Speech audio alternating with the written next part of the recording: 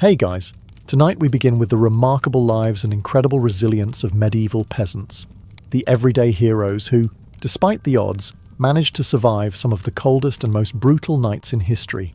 From makeshift insulation tricks to communal sleeping strategies, their story is one of grit, ingenuity, and determination. So before you get comfortable, take a moment to like the video and subscribe, but only if you genuinely enjoy what I do here. And let me know in the comments where you're tuning in from and what time it is for you. It's always fascinating to see who's joining us from around the world. Now, dim the lights, maybe turn on a fan for that soft background hum, and let's ease into tonight's journey together. When you think of medieval life, you might imagine jousting knights, grand feasts, and merry fairs. But for the average peasant, winter was less about merriment and more about, how do we not die tonight? It wasn't just a season. It was a test of endurance that came around every year, like an especially cruel teacher who didn't believe in second chances. Picture this. You're living in a tiny mud and stick hut, with walls so thin you could probably hear a bird sneeze from outside. No insulation, no windows, unless you count a small hole stuffed with animal skin. And definitely no thermostat wars with your siblings. The inside temperature of your home was usually just a polite couple of degrees above whatever the weather was doing outside. If it was freezing outdoors, it was politely slightly less freezing inside. Congratulations. Nights were the worst. Darkness swallowed everything. The wind howled like an angry ghost, and the fire in the hearth sputtered pathetically, doing its best, but mostly just roasting the toes of whoever was sitting closest. If you were on the other side of the room, sorry, you might as well have been camping outside, with worse snacks. Clothing wasn't much help either. Peasants didn't own fancy fur coats or goose-down blankets. You had a couple of rough-spun wool tunics, maybe a cloak that smelled suspiciously of goat, and a hope that layering them would turn you into some kind of human onion. Spoiler, it didn't really work, and forget about snuggling under soft quilts. Beds were often nothing more than sacks stuffed with hay or straw, maybe with a few old rushes thrown in for good measure, and bonus, some fleas for extra company. Luxury, thy name is medieval peasant life. The cold wasn't just uncomfortable, it was dangerous. Frostbite, hypothermia, and general freezing to death were constant risks, especially for young children and the elderly. Every morning that you woke up still breathing was considered a minor miracle, and honestly, worth celebrating. Maybe with a slightly less frozen turnip for breakfast. So yes, surviving a medieval winter wasn't about comfort. It was about gritting your teeth, piling on every piece of cloth you owned, huddling with your livestock, and praying you didn't wake up with icicles hanging off your eyebrows. And the real adventure? It was just beginning. If you think your apartment is drafty because the window doesn't close properly, medieval peasants would like a word. Their homes weren't just drafty. They were basically very enthusiastic wind tunnels with a roof. Most peasant houses were what historians politely call wattle and daub construction. Translation: sticks crisscrossed like a giant basket, smeared with a charming mixture of mud, straw, and animal dung. Yes, dung. They weren't trying to be gross. Dung was a cheap, sticky insulator. Plus, it was always readily available, shall we say. These walls, no matter how lovingly smeared, didn't stand much chance against a proper winter storm. The cold wind found every crack, every gap, and gleefully danced its way into the one-room homes, swirling around and making sure you never got too comfortable. Privacy? Absolutely not. Warmth? Not really. Character building? Definitely. And then there were the roofs. Thatched roofs looked picturesque, sure, but after a few months of rain and snow, they sagged, leaked, and occasionally let in the local wildlife. Nothing says pleasant evening like a squirrel dropping onto your dinner. Windows, if they existed at all, were laughably tiny and usually covered with thin animal hides or wooden shutters. Glass was so expensive that even the lord of the manor probably couldn't afford more than a single tiny pane. And peasants. They were just happy if the wind didn't rip the cowhide right off the wall mid-blizzard.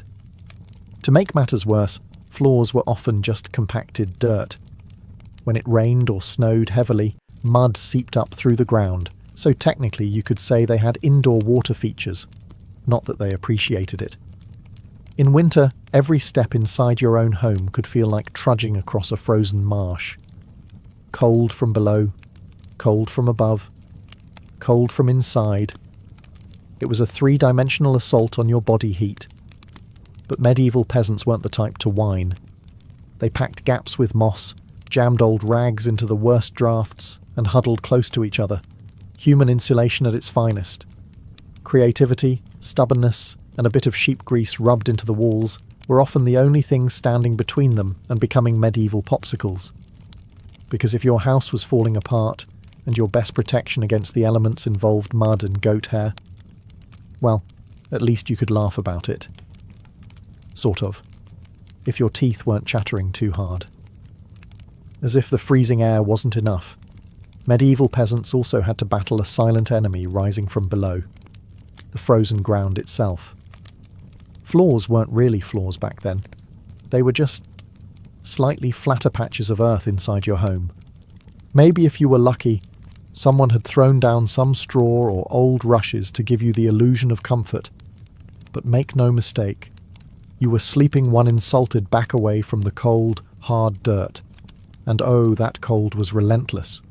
It seeped up from the earth like an evil little ghost, worming its way through the straw into your bones and straight into your very soul. If you dropped anything onto the floor during a winter night, congratulations, it was now part of the permafrost. Medieval peasants tried to fight this grim battle in a few ways. One method was layering thick mats of straw across the floor.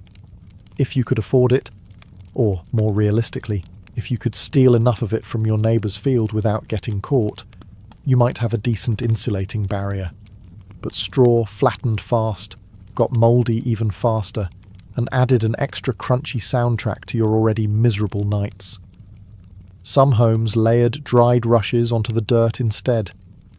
Every so often they would throw fresh rushes on top without cleaning out the old ones.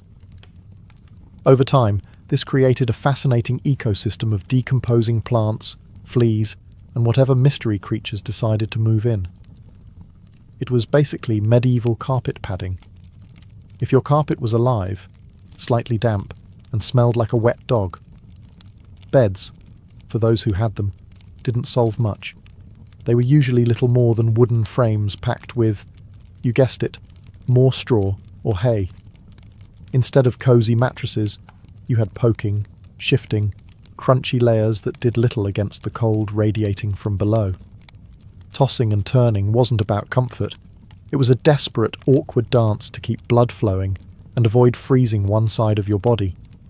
The truth is, medieval peasants didn't conquer the icy ground so much as learn to live uncomfortably above it. A good night's sleep wasn't about dreams or softness. It was about waking up with all your toes still attached. And if you could pull that off, hey, you were doing better than most. If medieval homes had a single hero during winter, it wasn't the roof, or the walls, or even the brave layers of dirt and dung insulation. It was the hearth, a crackling, stubborn fire pit that served as the only real defence against the cold, the darkness, and the general gloom of medieval life.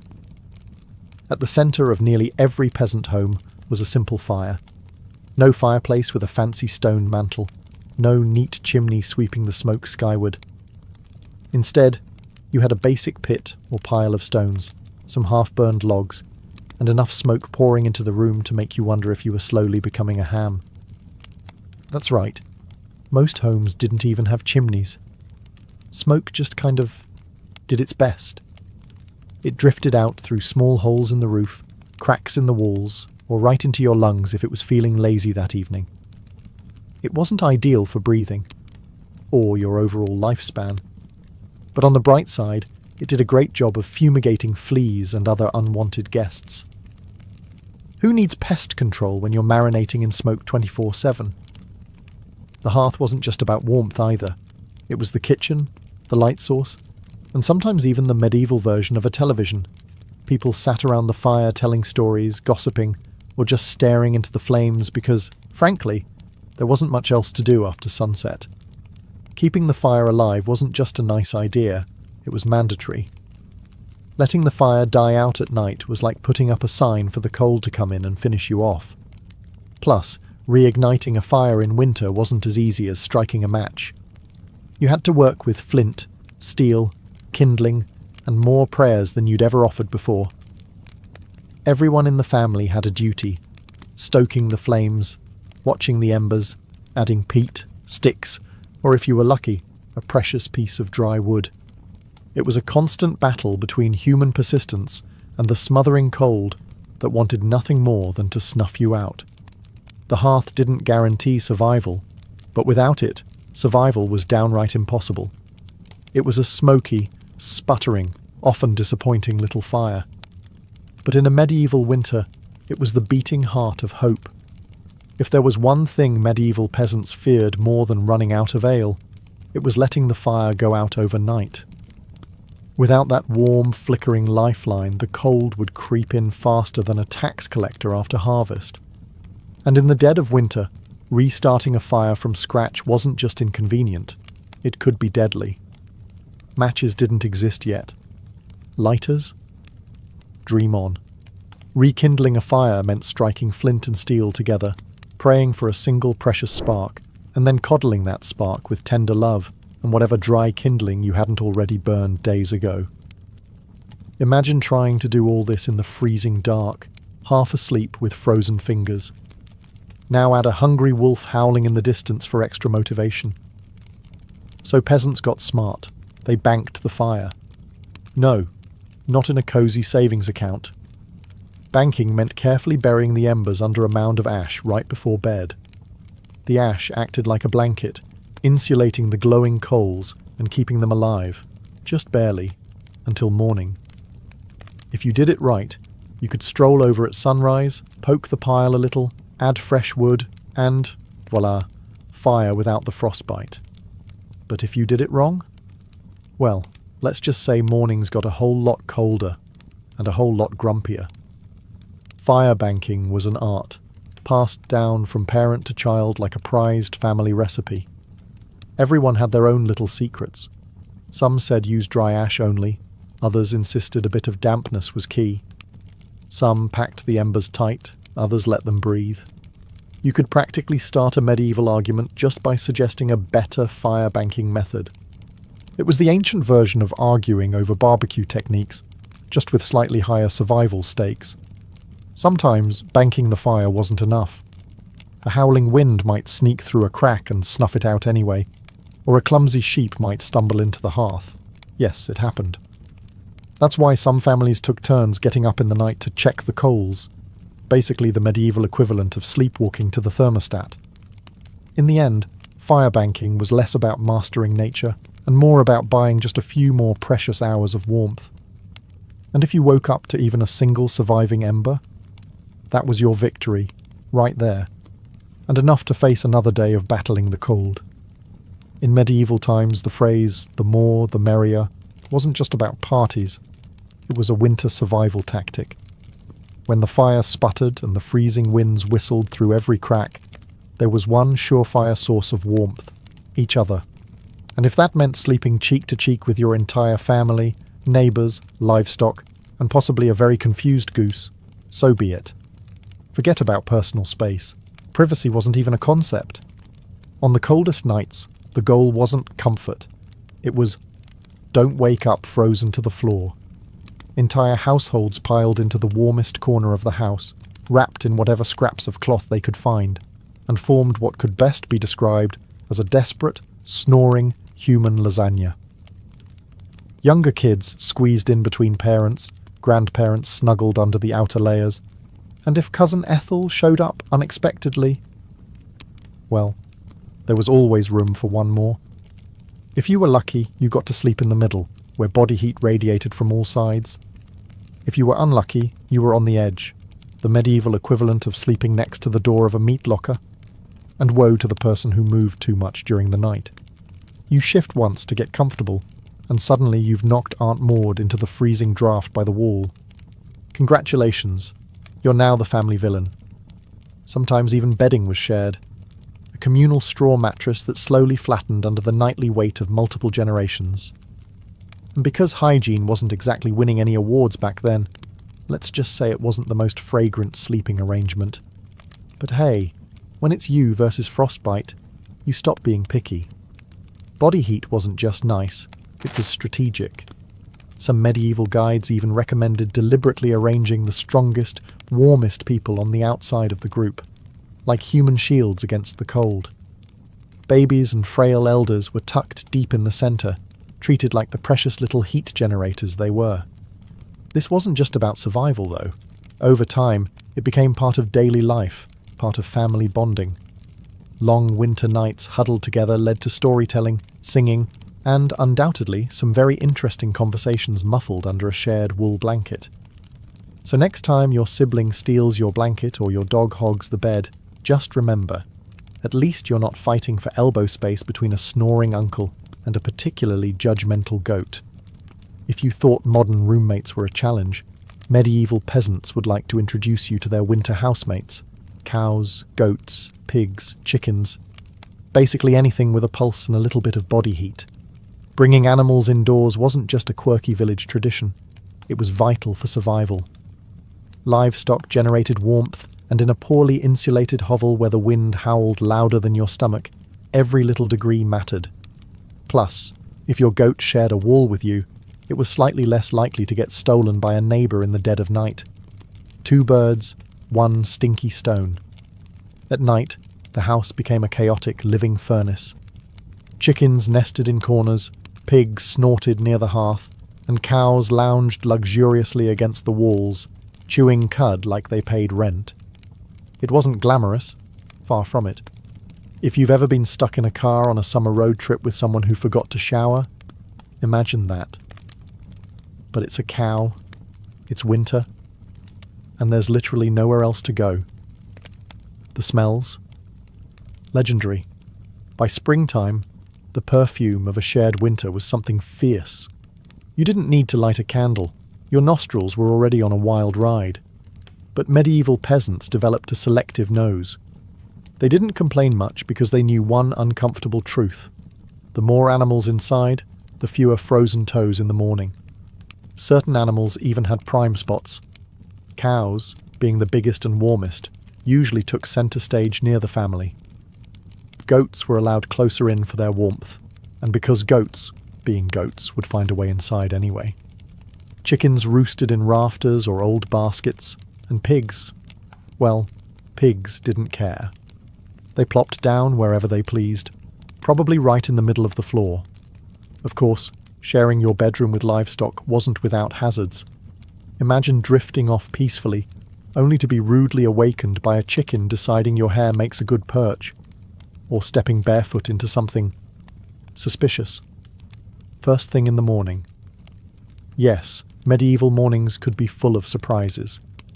Still, despite the noise, the smells, and the occasional hoof to the ribs, peasants understood the simple math. Cold kills, and cows cuddle, whether they want to or not. In the battle against winter's icy fingers, a warm, slightly slobbery cow breath was often the deciding factor between life and death. In medieval winters, fashion wasn't about looking good, it was about not dying. Peasants weren't flipping through the latest trends, they were layering up like they were preparing for battle against the Grim Reaper himself. The rule was simple. If you owned it, you wore it. Sometimes, all at once. First, the basic undertunic, a scratchy, probably not too clean linen shirt. Over that, a thicker woolen tunic, then another, if you had it. Add some leggings that sagged at the knees, a rough cloak draped over your shoulders, and, if you were really lucky, a patched-up sheepskin thrown on top like a prize trophy. Congratulations, you are now approximately 10% warmer and 90% itchier. Boots were a luxury. Many peasants wrapped their feet in layers of cloth or old rags and stuffed them into wooden clogs. If the cold still bit through, well, you just added another rag and hoped you didn't lose a toe. And forget about washing all these layers. Washing your clothes in the middle of winter meant dragging them to a frozen stream, smashing through the ice, and then waiting 2 days for your only shirt to dry, if it didn't just freeze into a tragic shirt cycle. Most peasants wisely decided that smelling like a mix of smoke, sweat and sheep was a small price to pay for not freezing solid. Interestingly, the dirt and grease buildup had a bonus feature: insulation. That grimy layer locked in body heat. It was like a medieval Gore-Tex jacket, just smellier and far less socially acceptable today. Hats, scarves and gloves were prized treasures. A simple woolen cap could mean the difference between making it through the night or waking up with hair frozen to the wall. Gloves were often homemade from whatever scraps of leather or fabric people could scrounge, sometimes looking more like sad puppet costumes than anything fashionable. Children were especially swaddled until they resembled overstuffed turnips, waddling awkwardly around the house. The goal was to trap as much precious body heat as possible. Style? Elegance? Never heard of them. Warmth was the real medieval flex. So, the next time you complain about layering up for a chilly day, just remember: medieval peasants walked around wearing half their wardrobe at once, looking like lumpy laundry bags, and counting themselves lucky for it. In the medieval peasant playbook, dirt wasn't just something you scrubbed off. It was practically a survival tool. As it turns out, getting grimy wasn't a sign you'd given up on life. It was tactical, strategic, dare we say, genius. See, winter posed a very specific problem: heat loss. Clean clothes, especially freshly laundered linen, were surprisingly terrible at keeping you warm. They were breathable, sure, but when the air temperature hovered somewhere between hypothermia and instant regret, breathable wasn't exactly a selling point. That's where dirt came in. As peasants trudged through day after day without washing their clothing, layers of grime, natural body oils, and good old-fashioned mud began to build up on their tunics, cloaks, and leggings. Over time, this natural armour clogged the tiny gaps in the fabric, making clothes more wind-resistant. It was like medieval weatherproofing, just smellier. Sure, you smelled like a goat who lost a bet, but guess what? You were warm. In fact, some medieval folks believed that washing yourself too often in winter could actually make you sick. Better to keep that protective, holy filth barrier intact. Bathing was rare, laundry even rarer, and soap, when it existed, was reserved for serious occasions, like when the bishop showed up, or maybe right before you died. Adding to the strategy, peasants layered their clothes without changing the ones underneath. You just threw your new layer on top of last month's. Eventually, you became a walking museum of the past 6 weeks. Every stain telling the heroic story of that one time I slipped in the mud but didn't die. To outside observers, medieval peasants might have looked and smelled like they had completely given up on hygiene. But the peasants knew better. That grimy, crusty tunic was a thermal shield against death by frostbite. It wasn't glamorous, but neither was freezing to death because you wanted to smell like flowers. Besides, in a world where literally everyone stank to high heaven, you weren't offending anyone. Nose blindness was practically a way of life. So yes, in medieval winters, filth wasn't failure. It was fashion. It was function. And if you had a thick, greasy outer layer by February, you, my friend, were winning at life. If you thought medieval peasants spent their winters tucked into plush featherbeds with embroidered quilts, think again. The reality was a bit more rustic. And by rustic, I mean, let's sleep on a pile of dead plants and hope for the best. Beds, in the medieval peasant world, were usually a rough wooden frame, if you could afford one, covered with a big sack stuffed full of straw, hay, or old rushes. That's it. No memory foam, no orthopedic support, no 5-star hotel experience. Just a crunchy, lumpy, slightly pokey mess that smelled faintly of barnyard and regret. Every toss and turn in the night brought a delightful soundtrack of crinkling straw, and the occasional sharp jab from a rogue stalk. Some peasants even skipped the wooden frame altogether and just threw the straw straight onto the dirt floor, creating a luxurious, ground-level sleeping experience that modern influencers would probably rebrand as earth-connected slumber. The straw mattresses weren't just uncomfortable, they were temporary. Over time, the straw flattened, grew mouldy, attracted bugs, and generally turned into a biological hazard zone. Changing the straw was a big event, usually done a few times a year if you were diligent, or whenever your bed started actively moving without your permission. Rushes were a popular alternative. These long grasses were spread thick on the floor, sometimes mixed with herbs like lavender or rosemary to mask the overwhelming odour livestock aroma of daily life. Fresh rushes smelled lovely, for about a day. After that, they became part of the muddy, trampled landscape inside the house, blending seamlessly with dirt, food scraps, and whatever else wandered in. And let's not forget the bedfellows. Fleas, lice, and other charming critters loved straw bedding almost as much as the peasants did. If you woke up scratching more than you slept, congratulations. You were living the authentic medieval experience. Despite the hardships, these humble beds were lifesavers. Piles of straw provided a crucial insulating layer against the frozen earth, and clumping together atop them created pockets of shared body heat, medieval central heating at its finest. So, next time you sink into your soft, supportive mattress, just remember, somewhere out there, a medieval peasant is looking down at you from history, grinning through a mouthful of missing teeth and saying, "Must be nice." When you live in a house made of sticks, mud, and optimism, you quickly learn that winter breezes aren't just a nuisance, they're personal attacks. Medieval peasants didn't just fight the cold from the outside, they fought it from inside their own homes, armed with nothing but whatever they could cram into the cracks. And trust me, there were a lot of cracks. Walls warped, mud crumbled, thatch sagged.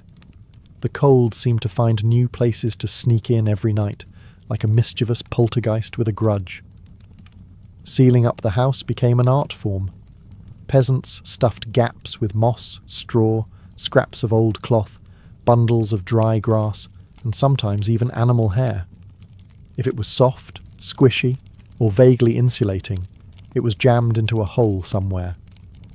Some particularly determined souls daubed extra layers of mud and dung over the outside of their walls as an annual winter project.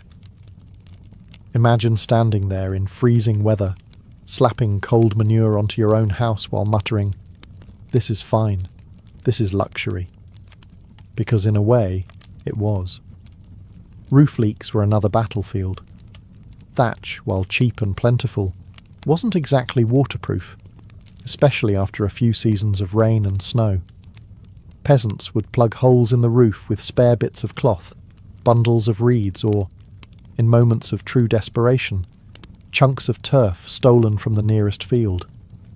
Every home eventually started to look like a slightly sad patchwork quilt made by someone who gave up halfway through. Doors? Windows? If you had them, you were lucky.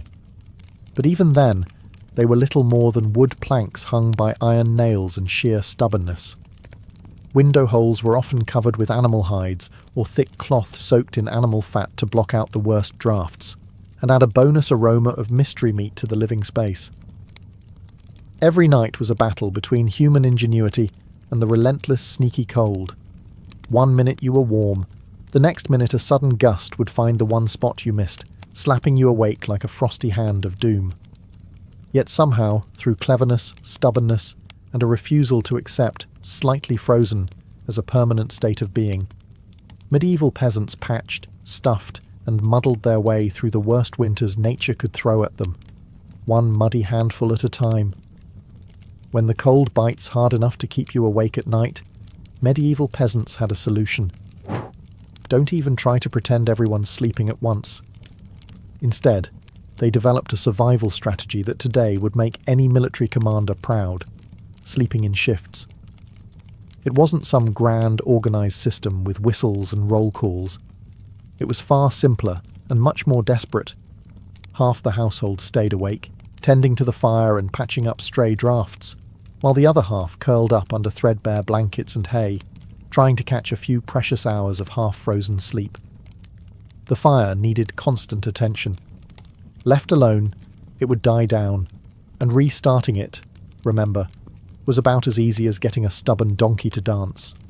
So someone had to be on ember patrol, and since no one wanted to get up once they were finally warm-ish, families rotated shifts.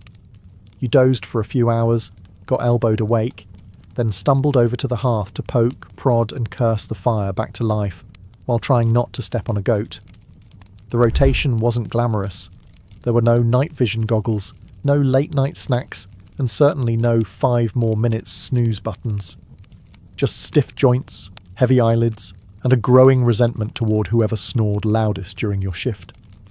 Children old enough to hold a stick were pressed into service, learning early that in winter, everyone pulled their weight, or froze trying.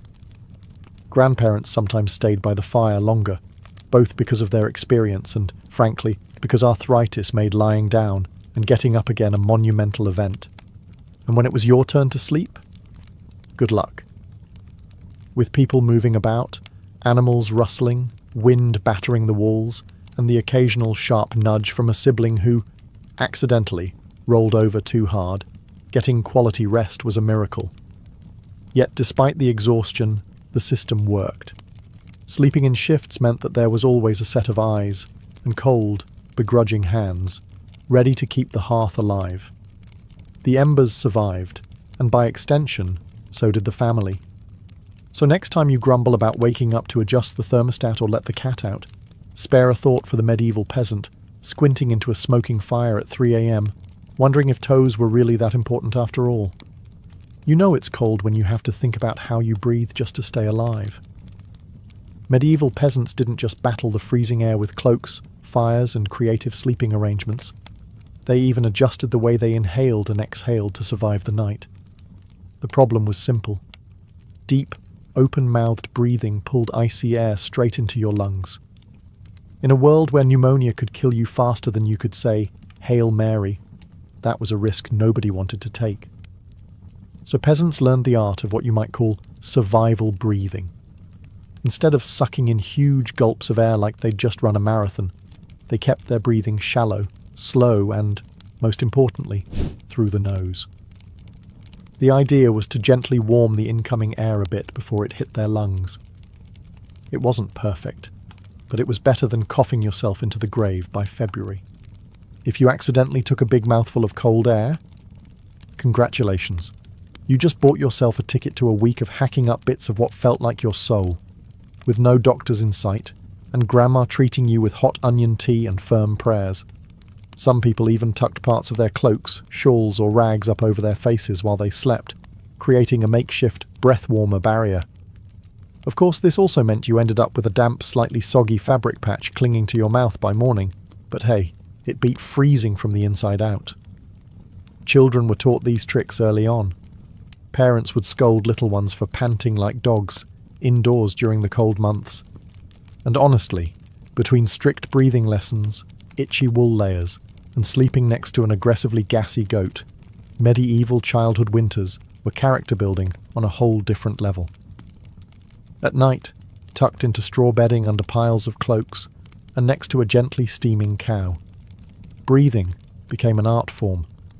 Slow, steady, nose only, and as minimal as humanly possible, like some grim medieval version of a yoga retreat, only with more frostbite and fewer inspirational quotes. In the grand survival playbook, it wasn't the flashiest strategy, but it worked. One shallow breath at a time, peasants endured another night in the long, relentless war against winter. In the endless battle against medieval winter, peasants discovered an unlikely secret weapon: a full stomach. Turns out, one of the best ways to fight off the cold wasn't another scratchy wool cloak. It was stuffing yourself with something hearty and heavy right before bed. Calories meant warmth. The more your body had to digest, the more it heated itself up doing the work. It's basic medieval thermodynamics. Eat a heavy meal, generate internal heat, and maybe, just maybe, survive until morning without turning into a peasant-shaped popsicle. So what did medieval peasants pile onto their plates before a long, freezing night? Think thick stews, heavy with root vegetables like turnips, onions and parsnips. Grains were lifesavers too. Oat porridge, barley gruel, or dense, chewy rye bread. If you were especially lucky, say, after a festival day or a generous slaughter, you might even get a hunk of salted pork or a slice of dried sausage thrown into the pot. This wasn't comfort food in the Instagram sense. No delicate presentation, no artisanal garnishes. It was one enormous, vaguely brown meal, designed to sit in your gut like a friendly brick, slowly burning through the night and keeping you just a little bit warmer. It wasn't just about eating a lot, it was about eating smart. Foods that took longer to digest provided a slow, steady trickle of warmth. Fatty foods were particularly prized, not just for the energy they provided, but because fat burns slower than lean meat. A belly full of stew, bread, and a questionable amount of lard. Peak medieval winter luxury. Parents made sure even the pickiest children ate heartily. Nobody cared if little Thomas didn't like turnips. You ate the turnips, or you shivered through the night thinking about how much you missed the turnips. Harsh but effective parenting. Medieval style. Of course, heavy nighttime eating came with its own hazards. You might be warmer, but you were also risking a night of vivid, bizarre dreams, fueled by a stomach trying desperately to process an entire field's worth of cabbages. Was it worth it? Absolutely. Because in the end, peasants weren't aiming for a Michelin star meal, they were aiming to survive. And if that meant going to bed full, bloated and breathing gently through your nose next to a steaming cow, well, that was just another night in the ongoing quest to see another frosty sunrise. Long before electric blankets and fancy heated mattress pads, medieval peasants had to get creative if they wanted a little extra warmth at bedtime. And that's how the humble haybox and the ever-glamorous heated stone became winter's unsung heroes. Let's start with the haybox. It sounds rustic, and it absolutely was, but the idea was pure genius. Peasants would take a sturdy wooden box, line it thickly with hay, and use it to store food that had been cooked earlier, keeping it warm for hours. Leftover stew, hot porridge, toss it into the hay box, cover it up, and it stayed hot enough for a late-night snack without needing to risk reigniting the fire. Medieval slow cookers, basically. But peasants didn't just stop at food. They realised if hay could trap the heat from a stew pot, it could also trap the heat from something even better. Rocks. Enter the era of the heated stone. Before heading to bed, someone, probably whichever unlucky child lost the family argument, would grab a flat stone and chuck it into the heart of the hearth fire. After roasting it until it was nearly too hot to touch, a fine line between helpful and third-degree burn, they'd fish it out using a stick or some old tongs. The stone, still radiating blissful warmth, would be carefully wrapped in rags, tucked into an old piece of cloth, or jammed into a clay pot, then slipped under the hay in the mattress or down at the foot of the bed. A medieval heating pad, ready to do battle against the frozen earth. Of course, there were risks. If you didn't wrap the stone properly, congratulations. You now had a small, localized house fire.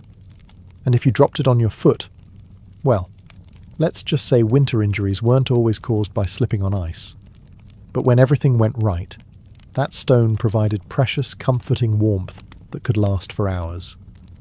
It wasn't luxurious, but when you lived in a half-frozen hut, luxury was defined as not waking up with icicles dangling from your nose. In the grand arsenal of medieval winter survival, a hot rock tucked into some hay might not sound glamorous, but for peasants clinging to whatever heat they could find, it was a tiny miracle. In a medieval peasant's home, the hearth wasn't just where you cooked dinner. It was practically a family member. A temperamental, smoky, sometimes uncooperative family member, sure, but still absolutely essential to survival, especially when it came time to sleep. The closer you were to the fire, the better your odds of waking up unfrozen. That meant sleeping arrangements were less about personal preference and more about strategic positioning. Infants, the elderly, and anyone sick or frail got first dibs on prime hearth real estate. Parents, older kids, and sturdier adults fanned out from there like human insulation layers. Being assigned a spot close to the fire wasn't just kindness, it was basic survival math. Babies were fragile heat generators, and elders were precious repositories of family knowledge, and, let's be honest, the best gossip. Protecting them with prime warmth was non-negotiable. But it wasn't all cosy toasting by the flames. Too close, and you risked waking up with your hair singed or your cloak smouldering suspiciously. Too far, and you were basically camping in an icebox. It was a delicate dance. Stay near enough to bask in the fire's glow, but not so near that you had to explain to your neighbour why you now looked like a half-cooked roast. The fire also didn't spread warmth evenly.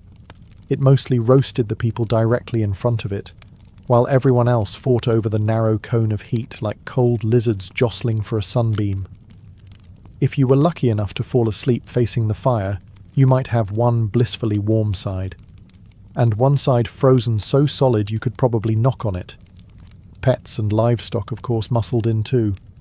A dog might wedge itself between you and the fire, tail wagging dangerously close to open flame.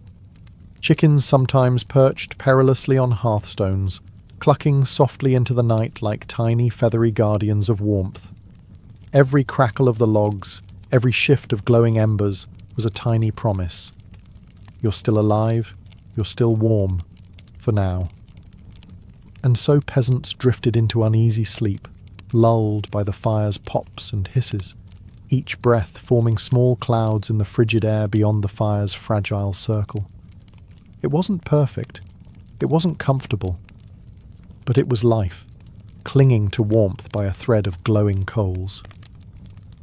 In the medieval world, no one survived winter alone, unless they wanted to become a very stylish frozen statue by January. Survival wasn't just a family affair. It was a village project, a messy, muddy, loud collaboration where everyone's warmth and life depended on everyone else. The peasants knew that in the dead of winter, a strong fire and a pile of hay could only do so much.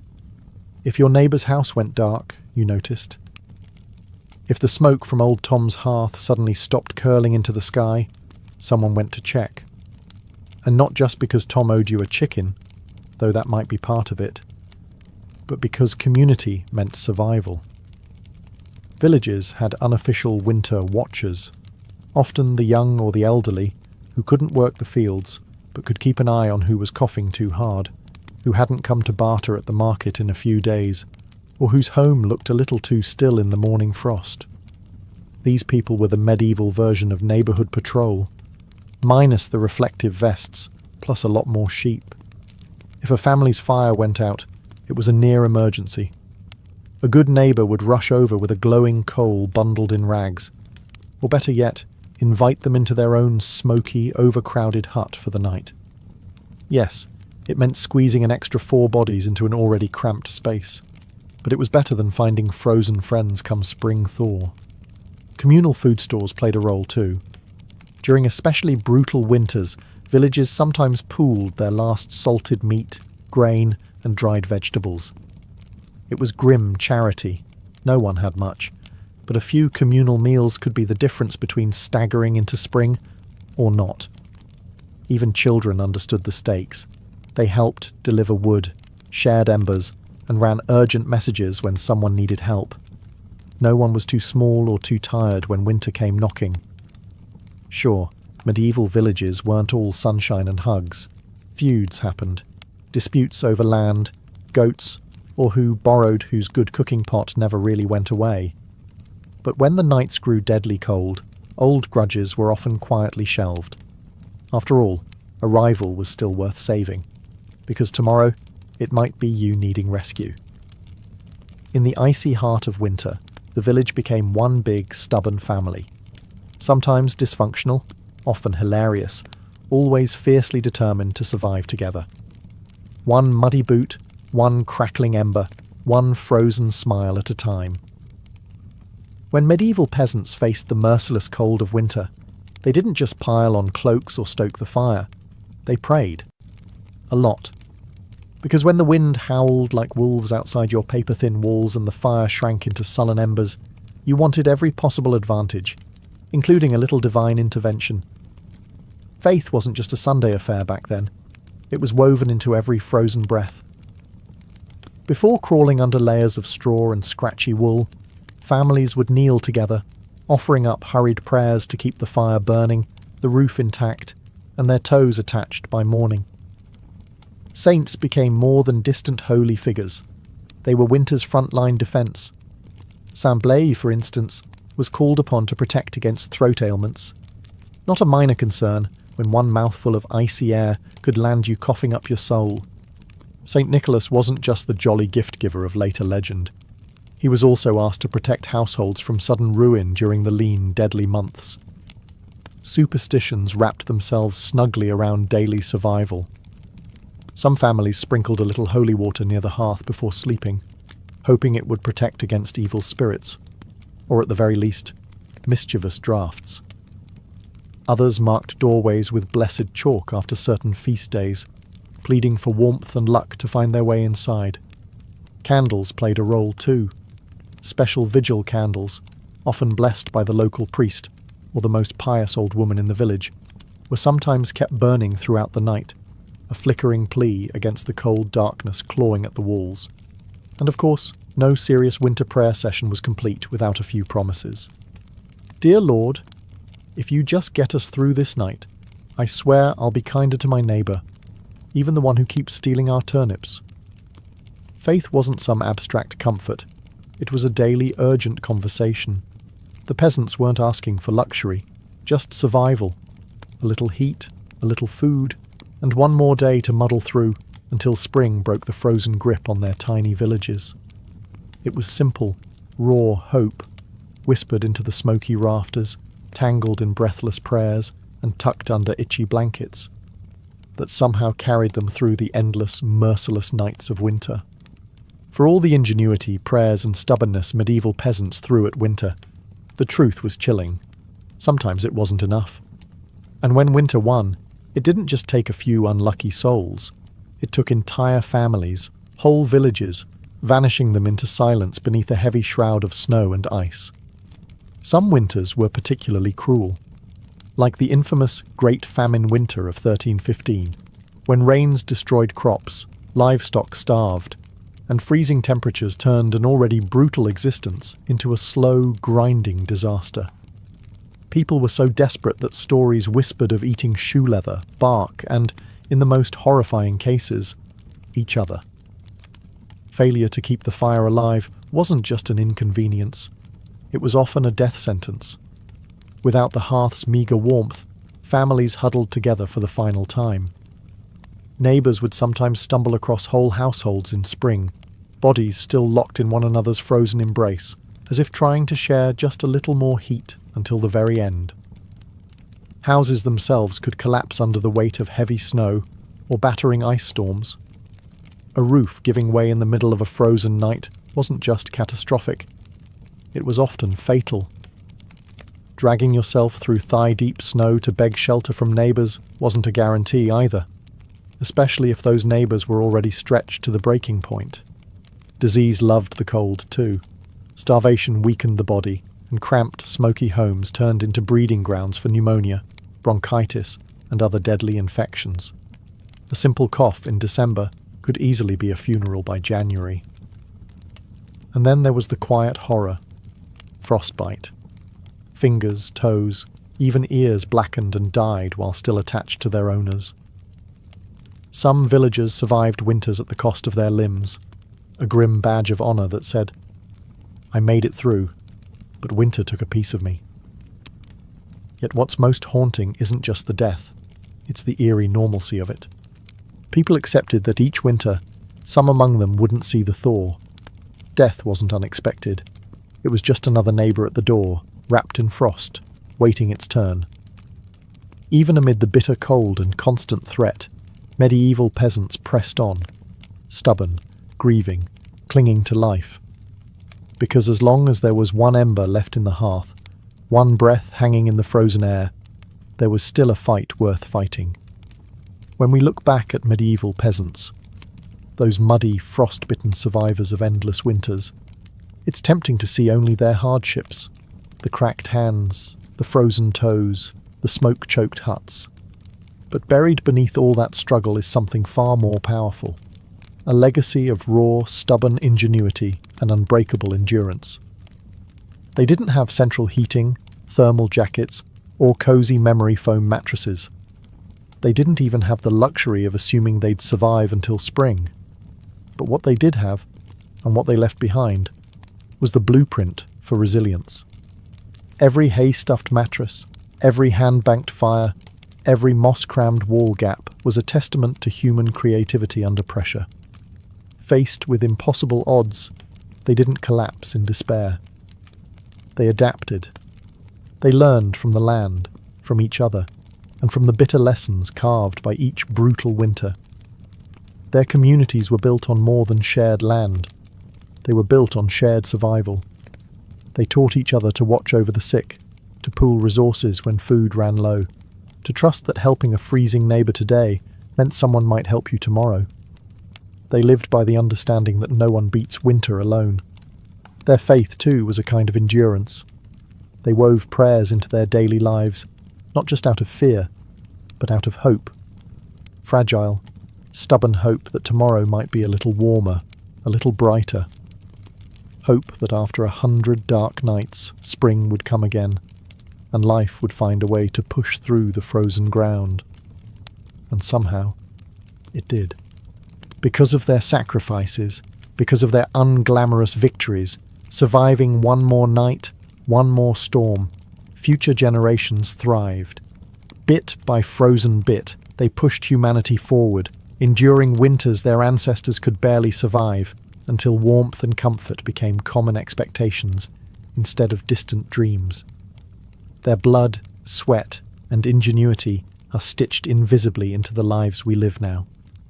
Every cozy blanket, every warm house, every lazy winter evening spent sipping tea under soft lights. All of it is the end result of countless medieval peasants refusing to give in to the cold. So the next time the wind howls outside your double-paned window, maybe spare a thought for them. The nameless, fearless ones who turned shivering survival into a living legacy. One ember, one breath, one stubborn heartbeat at a time. Anne Boleyn didn't come into the world with a crown on her head or armies at her feet. Born around 1501, likely at Blickling Hall or Hever Castle, she was the daughter of Thomas Boleyn, an ambitious diplomat, and Elizabeth Howard, a noblewoman with powerful family ties. In the grand scheme of Tudor society, Anne's birth barely stirred a ripple. Yet from these modest beginnings, something extraordinary was taking root, a life that would one day tilt the course of English history. From an early age, Anne was set apart not by her wealth, but by her mind. She was clever, spirited, and, by all accounts, magnetic. Recognizing her potential, her family sent her abroad to the continent, where her education truly began. First, she served Margaret of Austria in the glittering court of the Netherlands, an experience few English girls could dream of. There, Anne absorbed the art of diplomacy, refined manners, and the subtle dance of European politics. But it was in France that Anne's brilliance was truly polished. She spent years in the sophisticated courts of Queen Claude and Queen Marguerite of Navarre, learning the language of influence, elegance, flirtation, wit. While other young women perfected their embroidery, Anne mastered conversation, intrigue, and the art of commanding attention without ever seeming to seek it. By the time she returned to England in the early 1520s, Anne was something rare, a woman who could rival the sophistication of continental courtiers while carrying the ambition of a rising English house. She wasn't a classic beauty, even her admirers admitted as much, but she was arresting. Dark eyes that sparked with intelligence, a quick, musical voice, a way of moving that suggested purpose just barely concealed beneath layers of courtly grace. Anne didn't just enter rooms, she changed their gravity. At a time when a woman's fate was often sealed by birth and marriage, Anne refused to drift quietly into obscurity. She had seen the power that charm and intellect could wield in foreign courts, and she intended to use that knowledge at home. Anne Boleyn was still a young woman then, clever, ambitious, untested. But history was already beginning to stir around her. The girl who returned to England was no longer just Thomas Boleyn's daughter. She was a player in a larger game, one that would soon engulf the crown itself. When Anne Boleyn returned to the English court, she was unlike anyone the nobility had ever seen. In a world full of pale-faced, modest English roses, Anne was a thunderstorm, electric, unpredictable, impossible to ignore. Her dark hair, bold eyes, and quick, sharp wit set her apart from the gentle, obedient ladies who filled the court of King Henry VIII. At first, she played the role expected of her, a maid of honour to Queen Catherine of Aragon. But even in the Queen's shadow, Anne's presence flickered like a candle too bright to snuff out. She danced gracefully, spoke French with the ease of a native, and laughed with a confidence few women dared display. Men noticed. Women gossiped. The court buzzed quietly about the striking Boleyn girl. It wasn't long before she caught the most dangerous attention of all, the king himself. Henry VIII was no stranger to flirtation. His court was a playground of whispered promises and secret liaisons. But Anne was different. She didn't swoon at his compliments or fall eagerly into his arms like so many others had. She teased. She challenged. She refused. Henry, a man used to instant adoration, was captivated. The more Anne held him at arm's length, the deeper he fell. Letters passed between them, filled with declarations of love, frustration, longing. Henry offered her the role of royal mistress, the most powerful unofficial position at court. Anne, astonishingly, said no. She would not be just another conquest, a forgotten mistress lost to time. If Henry wanted her, he would have to make her his wife. It was a gamble so audacious that it stunned the court. After all, the king was already married. His queen, Catherine, was beloved by the people and fiercely protected by her nephew, the Holy Roman Emperor. The church itself would have to be defied for Henry to claim Anne. But Anne didn't flinch. She had lived in the courts of Europe, where queens wielded soft power from behind lace fans and painted smiles. She knew ambition was a dangerous game, but it was a game she intended to win. Standing in the candlelit halls of the English court, Anne Boleyn made her choice, not to be merely admired, but to change her destiny, and England's, forever. What began as an intense flirtation between King Henry VIII and Anne Boleyn soon spiraled into a national crisis. Henry wasn't merely besotted, he was obsessed. And in his obsession, he was willing to tear apart everything England had known for centuries. The king's desire to marry Anne hit a small snag, namely, he was already married to Queen Catherine of Aragon. Catherine, dignified and resilient, refused to quietly step aside. She had been Henry's faithful wife for 2 decades, and in the eyes of God and the English people, she was the rightful queen. Divorce wasn't just scandalous, it was almost unthinkable. But Henry was determined. He convinced himself, and tried to convince everyone else, that his marriage to Catherine was cursed because she had once been married to his brother, Arthur. Never mind that the Pope had granted special permission for their union years ago. Henry now insisted that his soul was damned unless he annulled the marriage. Anne, for her part, knew better than to appear too eager. She kept herself just out of reach, alternately encouraging Henry's hopes and maintaining her distance. Every glance, every word was measured. She wasn't merely aiming for marriage, she was positioning herself to become Queen of England. The court erupted into whispers and factions. Some noble families eagerly courted Anne's favour, seeing the winds of power shifting. Others clung fiercely to Queen Catherine, horrified at the idea of Anne replacing her. Diplomats wrote desperate letters back to Rome. Foreign monarchs threatened retaliation. Henry's own advisers shifted uneasily, sensing the ground trembling beneath their feet. As months turned into years, Henry's frustration grew. He bombarded the Pope with petitions, manoeuvred his lawyers into finding loopholes, and slowly began to realise that the church would not bend easily.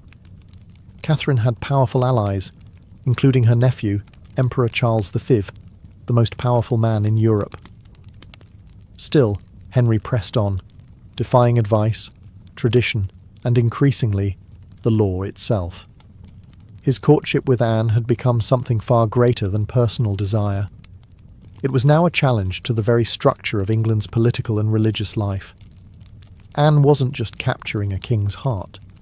She was dragging an entire kingdom into uncharted waters. A dangerous game had begun, and there could be no turning back. After nearly 7 agonising years of manoeuvring, scandal and diplomatic chaos, Anne Boleyn's gamble paid off. In January 1533, she secretly married Henry VIII, a bold move, given that he was still, technically, married to Catherine of Aragon in the eyes of the Pope and much of Europe. By June, Anne was crowned Queen of England in a lavish ceremony at Westminster Abbey. It should have been the crowning moment of her life, but the atmosphere was far from universally joyful. The people of London watched with wary eyes. Some cheered, others muttered prayers for Queen Catherine. Many wondered if this new queen, with her French manners and daring spirit, was a blessing or a curse. Anne entered her queenship not as a beloved figure, but as a storm.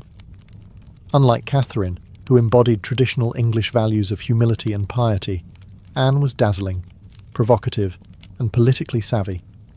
She wore bold colours, commanded the court with sharp intelligence, and made powerful enemies with breathtaking speed. Her position, while seemingly secure, was also terrifyingly precarious. Everything rested on one thing: providing Henry with a male heir. Anne knew this as keenly as anyone. She was not merely Henry's lover anymore, she was the hope of a dynasty. Early in her pregnancy, Anne and Henry were elated, certain the child would be a boy. But in September 1533, Anne gave birth to a daughter, Elizabeth. To Anne's credit, she masked her crushing disappointment with grace, insisting the next child would surely be a son. Henry, however, was less composed. His eyes, once full of adoration, now flickered with doubt. Still, for a time, Anne's star burned brightly. She reshaped the English court in her image, elevating her family to unprecedented heights and becoming the first queen in English history crowned with the sacred oil usually reserved for kings. Her influence was vast. Foreign ambassadors sought her favour. Courtiers reshuffled alliances to be in her good graces. The once obedient Henry began moving England officially away from Rome, creating the Church of England with himself at its head, all so that Anne's crown could not be questioned. Yet even in her triumph, dark clouds gathered. Friends whispered behind their hands, rivals circled, waiting, and Henry, fickle and restless, was already beginning to look beyond the brilliant woman who had rewritten the kingdom for him. Anne had won the throne, but keeping it would demand more than charm, ambition, or even love. Anne Boleyn had climbed higher than almost any woman of her time. But the higher you rise, the harder the fall. Almost from the moment she placed the crown on her head, the cracks in her world began to show. At the heart of Anne's struggles was the pressure to produce a male heir. Her first child, Elizabeth, though bright and healthy, was not the son Henry VIII had hung his dynastic hopes upon, and the clock was ticking.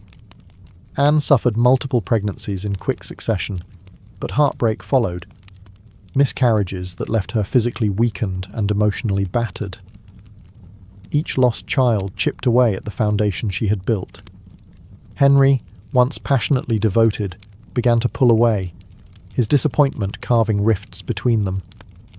Anne, never one to suffer in silence, argued, demanded, fought to keep her place.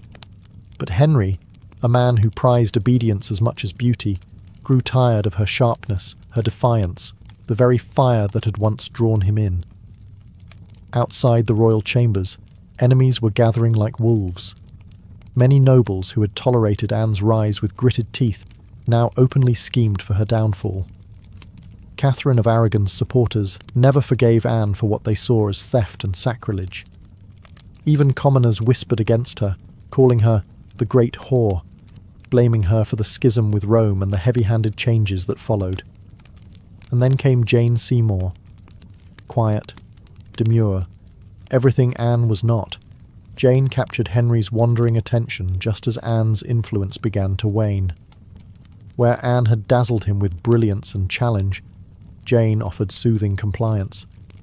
It was a dangerous shift, and Anne, perceptive as ever, saw it happening.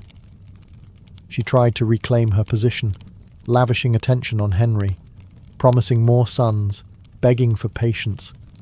But the king, ever fickle, had already begun imagining life without the woman for whom he had once torn a kingdom apart. Anne's political enemies, including Thomas Cromwell, once her ally, sensed the changing tide. They began laying the groundwork for a campaign of destruction, quietly gathering accusations, rumours, and witnesses. The woman who had played the dangerous game of ambition so masterfully was now losing ground. Anne had won her crown through cunning and courage. But in the brutal, shifting world of Henry's court, past victories meant little. Only fresh success mattered, and Anne's enemies were sharpening their knives. The queen who had shattered a kingdom would soon see how quickly a kingdom could shatter her. Anne Boleyn's enemies didn't attack her with armies or swords. They came with whispers, secrets, and carefully sharpened lies. In the back rooms of court, betrayal was brewing. Silent, patient, deadly. Thomas Cromwell, once Anne's greatest ally in the English Reformation, had turned against her.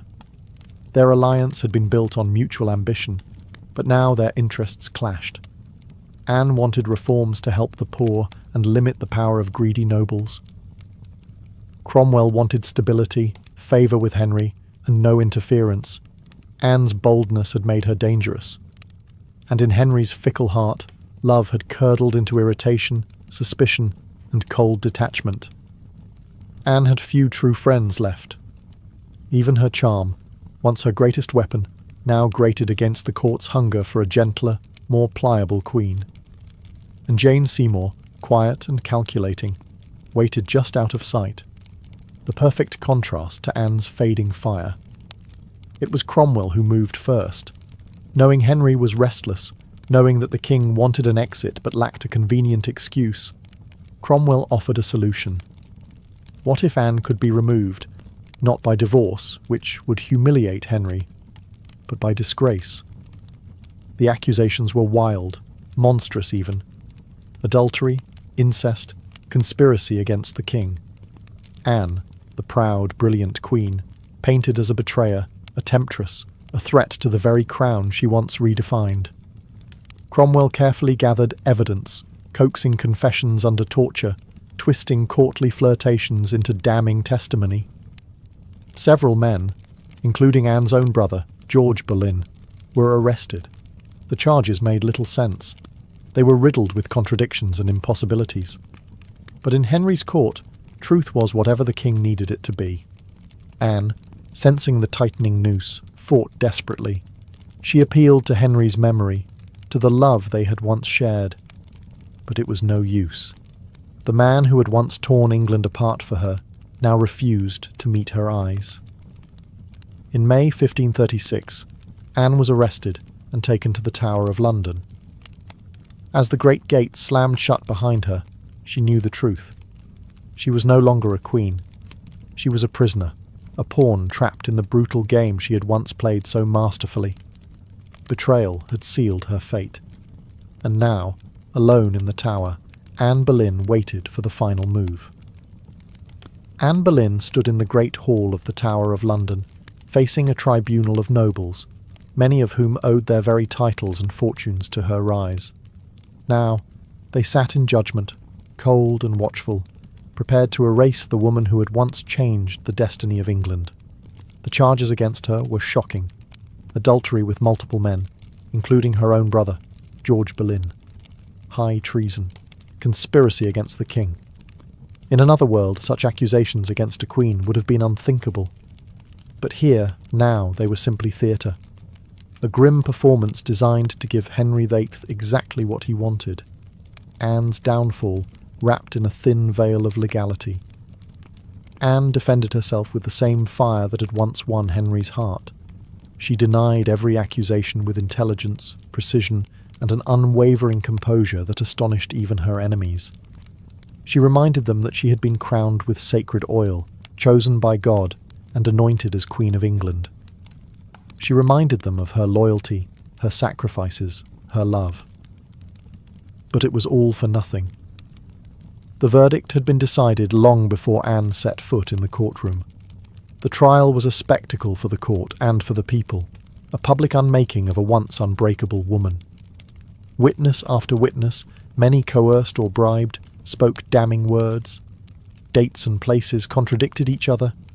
Evidence was flimsy when it existed at all. But the truth was irrelevant now. Anne was found guilty. Her brother George and the other men accused with her were sentenced to death as well. Anne would be executed by beheading, a merciful sentence compared to the usual traitor's death of hanging, drawing, and quartering. When the verdict was read, Anne did not break. She stood tall, her face pale but her spirit fiercely intact.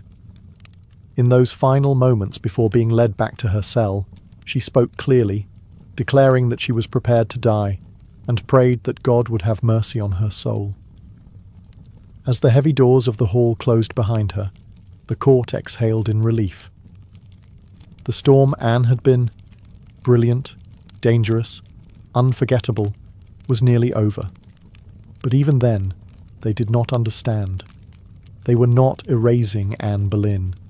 They were immortalizing her, in betrayal, in tragedy, and in legend. After her trial, Anne Boleyn was returned to the Tower of London, not as the triumphant queen who had once commanded England, but as a condemned prisoner awaiting death.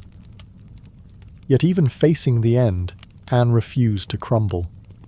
In the cold, echoing halls of the tower, Anne prepared herself. She spent hours in prayer, kneeling on the hard stone floors, her hands clasped tightly, her voice steady. She confessed to no crimes because she believed she had committed none. She was not afraid to die, she said, but she prayed that her death would bring peace to the kingdom, and perhaps mercy to her little daughter, Elizabeth. Her ladies-in-waiting, those few who had stayed loyal, wept in private. Anne comforted them instead of the other way around. She joked bitterly at times, that she would be remembered as a queen who had lost her head. In her dark humour was the stubborn spark that had made her unforgettable. Henry VIII, meanwhile, showed no sign of mercy. He had already turned his attention to Jane Seymour. Even before Anne's execution date was finalised, Henry was arranging his next marriage. For Anne, this final betrayal, from the man who had once torn down a kingdom for her, must have been the deepest cut. On May 18th, 1536, Anne was told she would die the next morning. She slept little that night. Instead, she spent her final hours in prayer, asking God for forgiveness for all who had wronged her, and perhaps for herself, for the ambition and pride that had led her here. Henry, with a flicker of royal kindness, had arranged for a French swordsman to carry out the execution, faster, cleaner, less brutal than an axe. It was a small mercy, bought perhaps more for the king's conscience than for Anne's comfort. At dawn, Anne dressed carefully for her final moment. A dark grey gown of damask trimmed with fur, a crimson kirtle beneath, colours of dignity, of sacrifice. She pinned up her dark hair and tucked it beneath a simple cap, ready to face the blade with grace. As the tower's cold morning mist curled around the courtyard stones, Anne Boleyn, queen, mother, survivor, fighter, stepped forward. There would be no tears, no pleas, only a final act of courage in the face of history's judgment. Her end was near. But her story was just beginning. On the morning of May 19, 1536, Anne Boleyn ascended the scaffold built within the Tower of London's walls. A small crowd gathered, courtiers, guards, a few witnesses, all wrapped in silence, as if even the stone walls held their breath. Anne stood tall, her grey gown fluttering slightly in the cold morning breeze. She looked thinner than she had at court, her face pale but calm. There were no hysterics, no broken sobs. If anything, she faced death with the same fierce dignity that had once shaken a kingdom to its knees. She spoke briefly, carefully choosing her final words. She did not accuse. She did not defend herself. She prayed for the king's health and prosperity, the very man who had abandoned her. In those final moments, Anne offered the world not a confession, but forgiveness. Her courage stunned even those who had come to see her fall. The French executioner, brought specially to ensure a swift death, stepped forward. Anne knelt upright, her hands folded in prayer, her eyes lifted toward the heavens. A small white cloth was tied around her eyes. She remained still. The sword flashed once, silent, swift, and Anne Boleyn, queen, mother, history maker, was no more. She was buried quickly in an unmarked grave within the Tower grounds, laid to rest in an arrow chest because no proper coffin had been prepared for her. A queen once crowned in gold, now left to vanish without ceremony. Yet Anne's story didn't end in that cold grave. Her daughter, Elizabeth, the child whose birth had once disappointed a king, would rise to become one of the greatest monarchs in English history. Elizabeth I, the Virgin Queen, whose reign would see the flowering of English art, power, and global influence. A queen who inherited her mother's fierce spirit, sharp mind, and unyielding resilience. Anne Boleyn changed the course of England forever. Her ambition helped trigger the break with Rome and the birth of the Church of England. Her fall showed the world that even queens could be cast aside. Yet through her blood, through Elizabeth, Anne's legacy blazed brighter than any crown she had worn in life. In the end, Anne Boleyn won a kind of immortality, not through her survival, but through her indelible impact on history. By the early 1770s, the American colonies simmered like a pot left too long over a roaring fire. The relationship with Britain, once seen as the proud mother country, had soured into resentment, suspicion, and growing fury. It hadn't started with tea. Years earlier, the Stamp Act had enraged colonists by placing taxes on everything from newspapers to playing cards. That was followed by the Townshend Acts, taxing essentials like paper, glass, and paint. Each new law, passed thousands of miles away by a parliament in which the colonists had no representation, was like another spark landing in dry brush. At first, the anger showed itself in polite petitions and fiery pamphlets. Colonial assemblies drafted formal protests. Merchants organised boycotts. Writers like Samuel Adams and John Dickinson filled newspapers with passionate arguments about liberty and rights. But as time wore on, frustration deepened into something darker. A slow realisation that Britain wasn't listening. Worse, Britain didn't care. Many colonists clung to the hope that if they just made enough noise, if they just reasoned hard enough, Parliament would repeal the taxes. And sometimes they did. The Stamp Act was famously repealed after loud colonial protest. But every small victory was followed by new legislation, new taxes, new insults. It wasn't about the money. It never really was.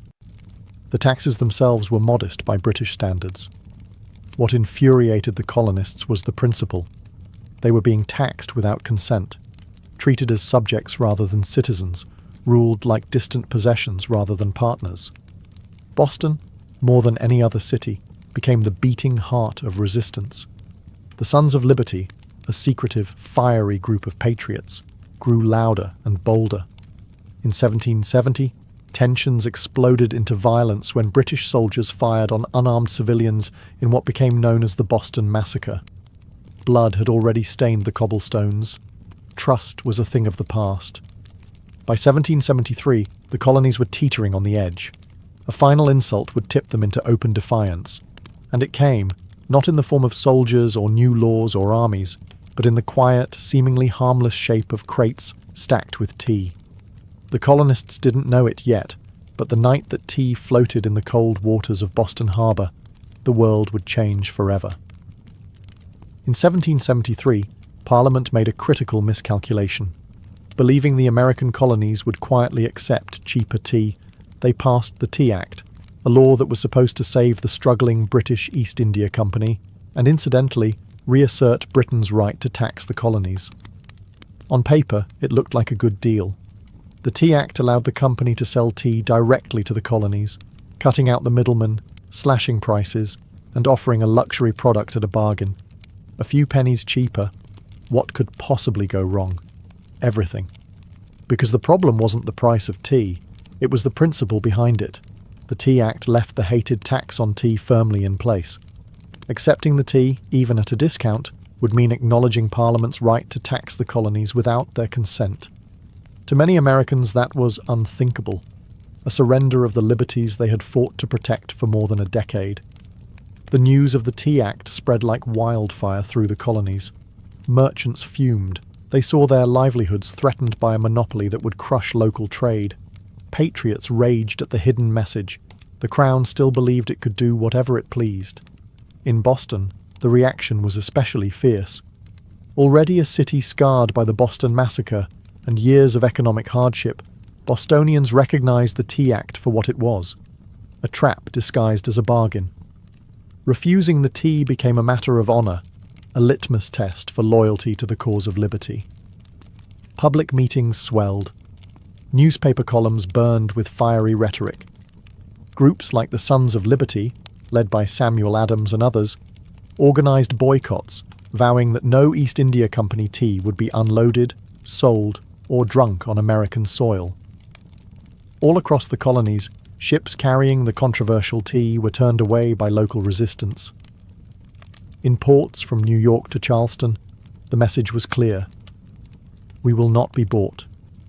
But in Boston, fate twisted differently. 3 ships, the Dartmouth, the Eleanor, and the Beaver, arrived, anchored in the harbour, and sat there, refusing to leave. Royal officials insisted the tea be unloaded. The colonists refused. A deadlock grew, taut as a drawn bowstring. The tension was unbearable. A single act would break it, and history would never be the same again. As the British tea ships sat stubbornly anchored in Boston Harbour, the city itself transformed into a powder keg. Every day that passed without resolution tightened the tension. Boston wasn't just resisting, it was preparing for a fight. In taverns, churches, and public squares, angry colonists debated what to do. The Sons of Liberty, led by fiery voices like Samuel Adams, John Hancock, and Paul Revere, moved swiftly to organize resistance. They posted public notices calling on citizens to boycott British tea and held raucous meetings that swelled with farmers, artisans, and merchants alike. Each gathering added fuel to the fire. The Old South Meeting House became the nerve center of the resistance. Thousands crammed into the wooden hall, their breath fogging the air, their voices rising in defiance. Here, resolutions were passed, speeches were made, and tempers boiled. Each vote against the unloading of tea was another hammer blow against British authority. But while the people of Boston stood united, the clock was ticking. British law demanded that imported goods, like tea, be unloaded and the tax paid within 20 days. If the ships remained after the deadline, customs officials would seize the cargo and the tax would be collected by force. The Sons of Liberty understood that once the tax was paid, even under protest, the principle would be lost. It wasn't just about the tea anymore. It was about whether the colonies would accept being treated as subjects without rights, or whether they would stand and fight for their future. Meanwhile, the Royal Governor of Massachusetts, Thomas Hutchinson, dug in his heels. He refused to let the tea ships leave without unloading their cargo, demanding that the law be obeyed, colonial outrage be damned.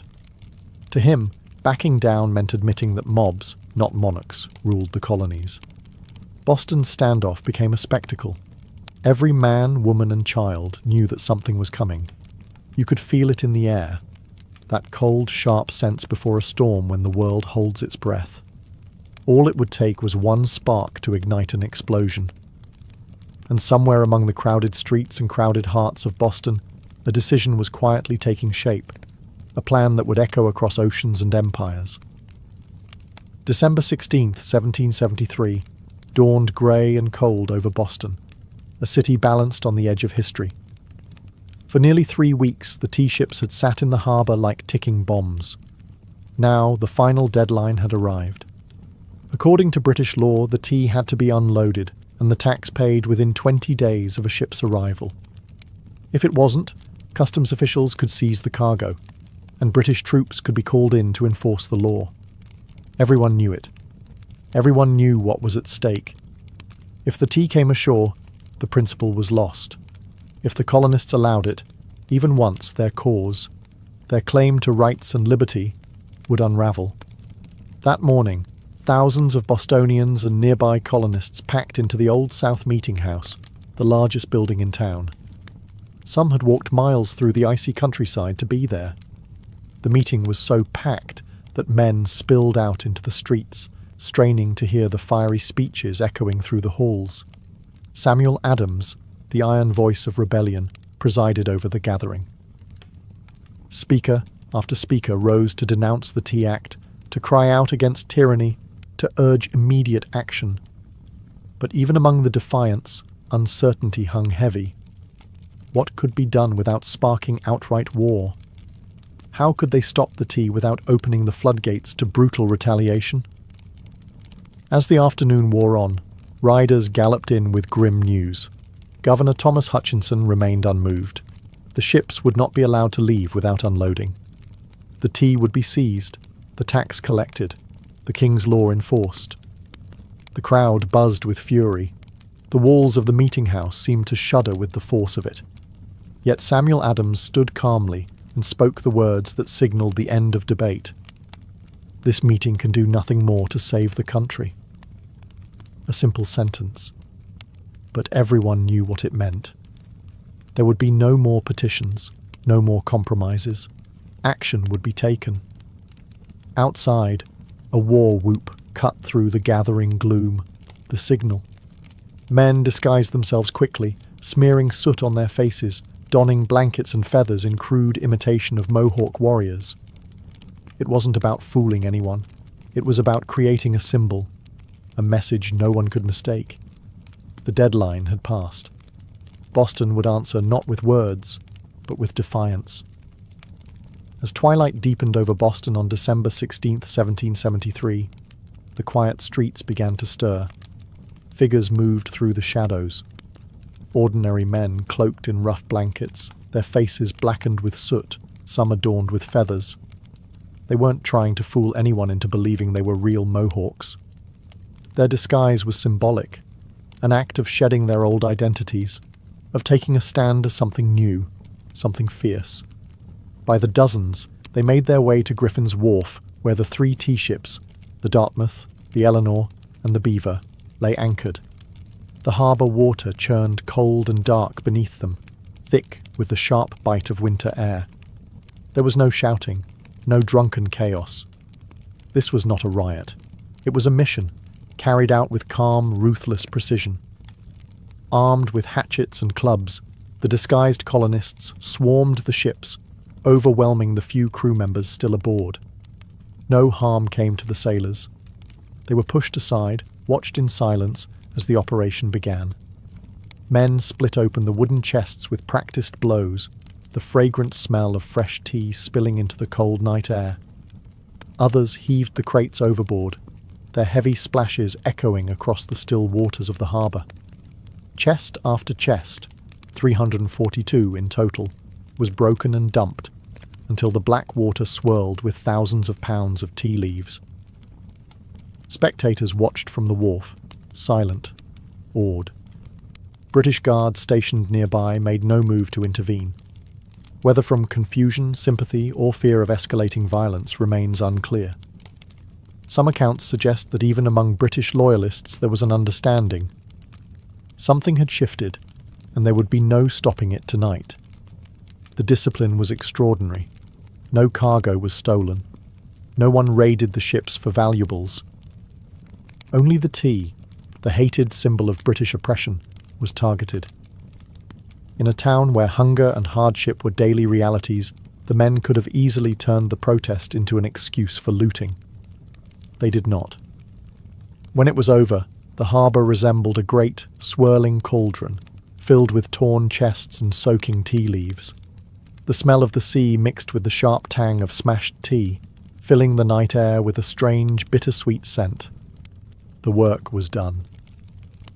Silently, the men disappeared into the night, vanishing into the alleys and back streets of Boston. They left behind no names, no leaders, no claims to fame, only the unmistakable mark of revolution. As the last broken crates bobbed in the dark water, Boston stood still, almost holding its breath. The Boston Tea Party wasn't a riot, a brawl, or a drunken spectacle. It was something far rarer, an act of cold, deliberate defiance carried out under the cloak of night. The harbour was transformed into a giant, swirling teapot. Thousands of pounds of East India Company tea floated in great mats on the water, staining it black. Some colonists, curious and rebellious, scooped handfuls of soaked leaves from the harbour, only to be chastised by the Sons of Liberty patrolling the docks. Nothing was to be salvaged. No one would profit from this night's work. This was principle, pure and simple. The town woke the next morning to the smell of salty tea hanging heavy in the air. News spread like wildfire. Word of mouth, letters, broadsheets. By midday, everyone from apprentices to merchants knew what had happened, and opinions split fast. Among patriots, there was pride, a fierce, swelling pride that ordinary men had stood up to the mightiest empire in the world and struck a blow for liberty. Among loyalists and moderates, there was horror. To them, the destruction of property was reckless, dangerous. Had the colonies crossed a line they couldn't walk back from? Governor Thomas Hutchinson raged in his mansion, furious not only at the destruction but at the message it sent. If the king's authority could be defied so brazenly in Boston, where else might rebellion spark? British officials were stunned. They had expected protests, boycotts, maybe another riot like those that had broken out over the Stamp Act. They hadn't expected organised, disciplined revolutionaries to calmly destroy tens of thousands of pounds of royal property without so much as breaking a window. The ship's captains, the Dartmouth, the Eleanor, the Beaver, could only watch helplessly as their cargo disappeared beneath the waves. In the official ledgers, the night's loss would be tallied at over 10,000 British pounds, a fortune. But the real loss wasn't measured in pounds sterling or ruined tea. It was measured in trust, in loyalty, in the fragile illusion that Britain still ruled her colonies with consent. The night the tea sank, something deeper rose to the surface, a shared undeniable truth. The age of peaceful protest was ending, a reckoning was coming, and Boston was ready. When word of the Boston Tea Party crossed the Atlantic and reached London, the reaction was swift and furious. To British officials, it was not simply a protest, it was rebellion, an open, mocking challenge to royal authority that could not be ignored. King George III, upon hearing the news, was said to have grown cold with anger. Parliament, already frustrated by years of colonial disobedience, exploded in outrage.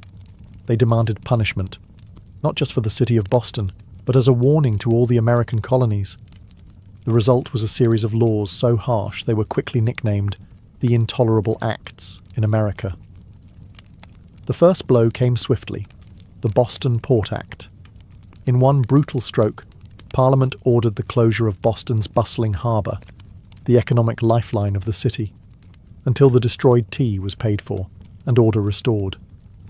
Ships could no longer enter or leave. Trade vanished. Goods and supplies dried up. Boston, once vibrant and noisy, grew quiet, its docks eerily still. But the punishment didn't stop there. The Massachusetts Government Act stripped the colony of its self-governing rights, placing it firmly under the king's appointed officials. The Administration of Justice Act allowed royal officials accused of crimes to be tried back in Britain, a clear message that British authorities were untouchable. And to make sure the colonies knew force was an option, British soldiers were quartered throughout Boston, living among the very citizens they were meant to subdue. The message was clear. Rebellion would be crushed. Liberty was a luxury the Crown would no longer tolerate. But Parliament's heavy hand had an unintended effect. Instead of frightening the other colonies into submission, it outraged them. News of Boston's suffering, of its port closed, its people starving under martial law, stirred deep sympathy and righteous anger throughout America. Wagon loads of food and supplies poured into Boston from neighboring colonies. Letters of support, pledges of unity, and secret meetings began to weave the once fragmented colonies closer together. What had once been a Massachusetts problem was rapidly becoming an American one. In punishing Boston, Britain had hoped to make an example of them. Instead, they made Boston a symbol, a rallying cry for resistance. The flames of revolution, once flickering in isolated pockets, now began to blaze from colony to colony. And there would be no easy extinguishing them. The punishment of Boston sent shockwaves far beyond the rocky shores of Massachusetts. Across the 13 colonies, outrage turned into something far more dangerous for Britain: unity. For years, the colonies had acted like distant cousins, bickering and competing, separated by geography, religion, and trade rivalries. But when Parliament slammed Boston's harbour shut and stripped Massachusetts of its self-governance, Americans across the continent realized if it could happen to Boston, it could happen to anyone. From Virginia to Pennsylvania, South Carolina to New Hampshire, the response was swift. Colonists sent wagons full of food, supplies, and letters of solidarity to the suffering people of Boston. Town meetings buzzed with anger. Newspaper printers worked day and night to spread the news. The fight was no longer Boston's alone. It was everyone's. And so, in September 1774, something unprecedented happened. The First Continental Congress convened in Philadelphia. For the first time, representatives from 12 of the 13 colonies gathered under one roof to discuss a unified response. Men like George Washington, Patrick Henry, John Adams, and Samuel Adams, once merely regional figures, now stood together as architects of a movement that was growing larger by the day. Their goal, at least officially, was not yet full independence.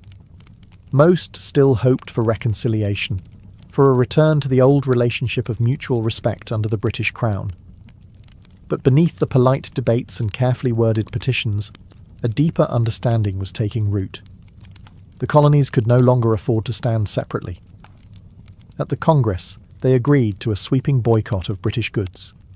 They pledged mutual support in the face of further British aggression, and they made it clear any attack on one colony would be considered an attack on all. In taverns and meeting houses across the continent, ordinary people began using words that had once been whispered only in private: unity, resistance, liberty.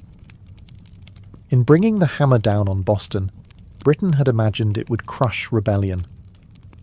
Instead, it had welded the colonies together into something far more dangerous, a people who, despite their differences, were beginning to think of themselves not as scattered provinces, but as Americans. The winds of revolution were no longer just stirring. They were gathering into a storm, and it was too late for Britain to stop it. The night the tea sank into Boston Harbour, it wasn't just crates that were destroyed. It was the illusion that the American colonies could remain loyal subjects forever. The Boston Tea Party lit a spark that no king, no army, no distant parliament could ever snuff out. In the months that followed, that spark caught fire across the colonies. What had once been protests, boycotts, and polite petitions hardened into open resistance. Town militias began drilling openly. Storehouses filled with powder and shot. Men who had once toasted King George III in taverns now whispered about revolution under the same roofs. Boston became a symbol of sacrifice, battered but unbowed. The more Britain tried to tighten its grip, the more the colonies slipped through its fingers. Every ship that sailed past the closed, silent harbour of Boston was a silent reminder that tyranny had met its match in American defiance. When Parliament passed the Intolerable Acts, They intended to make an example out of Boston, to scare the other colonies into submission. Instead, they had created a martyr city, a rallying cry. From Georgia to New Hampshire, colonists realized that their fates were tied together. Resistance was no longer about tea. It was about survival, identity, freedom. By the spring of 1775, the tension reached a boiling point outside Boston, in the villages of Lexington and Concord. British troops, sent to confiscate colonial weapons, instead found armed farmers, ordinary men ready to defend their rights with musket fire. The first shots of the American Revolution rang out, a direct line traced back to the moment when men chose principle over profit and dumped a fortune's worth of tea into the harbour. The Boston Tea Party showed the world that revolution doesn't always announce itself with trumpets and banners. Sometimes it starts quietly, with a small group of determined people standing in the cold, choosing defiance over fear. In dumping the tea, the colonists weren't just rejecting a tax. They were rejecting an empire. And though the road ahead would be bloody, bitter, and uncertain, one thing had become clear that night in Boston Harbour. The American colonies were no longer loyal subjects. They were something new, something dangerous. They were revolutionaries. And they were just getting started. All before the towering pyramids of Giza, before Mesopotamian cities buzzed with life, before Stonehenge stood against the sky, there was Corral. Hidden away in the dry valleys of coastal Peru, Corral rose in silent majesty nearly 5,000 years ago, then faded into near-complete oblivion, swallowed by sands and forgotten by history. For centuries, the world did not even know it existed. The Super Valley, where Corral once thrived, seems at first glance an unlikely place for civilization to bloom. The landscape is parched, barren, the river little more than a thin silver thread winding through rocks and dust. To most eyes it looked inhospitable, a place abandoned by life. Yet it was here, amid the desolation, that one of humanity's earliest great cities took shape. Corral wasn't just a collection of scattered huts or a temporary trading post. It was a planned city, sprawling over 150 acres, filled with pyramids, plazas, residential quarters, and ceremonial spaces. It had scale, purpose, and vision, a complex society blossoming centuries before the Egyptians began stacking stones into pyramids of their own. The people of Corral achieved this without the wheel, without written language, without metal tools. They built massive structures from stone and earth with nothing but ingenuity, communal effort, and the raw power of human will. Yet for thousands of years, Corral's existence remained a secret. Even when travellers stumbled across the strange, weathered mounds scattered across the valley, they mistook them for natural formations, mere hills sculpted by the desert winds. No one imagined that beneath the sand lay one of the oldest cities in the world, predating even the civilizations that history books had crowned as the firsts. It wasn't until the late 20th century that archaeologists, led by Ruth Shady, uncovered the truth. What they found buried in the dust of time would rewrite the story of the Americas and force the world to reconsider what it thought it knew about the birth of civilization itself. Corral had risen, flourished, and fallen in total anonymity. Now, after millennia of silence, its stones are speaking again, whispering of a peaceful, intelligent people who built a world of complexity and wonder in a land where life itself seemed impossible. And this was only the beginning of their story. At first glance, the Supi Valley looks like a place where life should struggle to exist. Harsh winds sweep across endless stretches of sand and stone. The sun beats down mercilessly, drying out the earth, baking the landscape into cracked, brittle sheets. Water is scarce, the river a meandering thread fighting for survival. To the untrained eye, it is a wasteland, barren, empty, forgotten by the gods. But the people of Corral saw something different. They did not see a desert to be feared. They saw a canvas to be shaped. They recognized the river, however modest, as the lifeblood of possibility. And so, with patience, ingenuity, and sheer determination, They turned this unforgiving place into a thriving oasis of life and culture. Their first victory was agriculture. They learned to tame the river's seasonal floods, building simple but brilliant irrigation systems that channeled water across the valley floor. Where others saw sand and dust, they coaxed green shoots of hope: cotton, beans, squash, guava, sweet potatoes. Cotton, in particular, became their treasure. It was spun into fishing nets and textiles, fueling trade with coastal villages and creating bonds that stretched far beyond their desert home. But growing crops was only part of their mastery. The people of Corral understood that survival in the desert required balance. They worked with nature, not against it. They built their homes and plazas from stone and earth, designed to withstand both scorching heat and the rare, punishing rains that occasionally swept through the valley. They studied the stars and seasons, planning their harvests with the precision of master astronomers. Trade became the veins and arteries of Corral's economy. Dried fish, cotton, fruits, and handmade goods flowed up and down the coast. In exchange, Corral received exotic goods: colourful shells from the Pacific, rare stones from the Andes, ideas from distant peoples. They were not isolated, they were connected. In a land where survival seemed impossible, Corral thrived through intelligence, innovation, and community. They didn't conquer the desert with brute force. They partnered with it, learning its rhythms, respecting its power, building a society that was not just functional, it was extraordinary. Against the odds, Corral blossomed into a beacon of civilization. And it was only beginning to rise. Rising out of the desert like ancient guardians, the pyramids of Corral defy everything we thought we knew about early civilization in the Americas. These were not small, crude structures built by primitive hands. They were massive, deliberate works of architecture, created by a people with vision, organization, and ambition. The centerpiece of the city was the Pyramid Mare, the largest of Corral's monumental structures. It stretched more than 450 feet in length and towered nearly 60 feet above the desert floor, a feat of engineering on par with the early wonders of the ancient world. Built from stone, mud, and woven reed bags filled with rocks, the pyramid was designed not just to endure the harsh climate, but to withstand the punishing earthquakes that occasionally rattled the region. And endure it did, standing silent against wind and time for nearly 5 millennia. But the pyramids of Corral were not tombs. Unlike the massive burial complexes of Egypt, Corral's pyramids served a different purpose. They were centers of ceremony, power, and public life.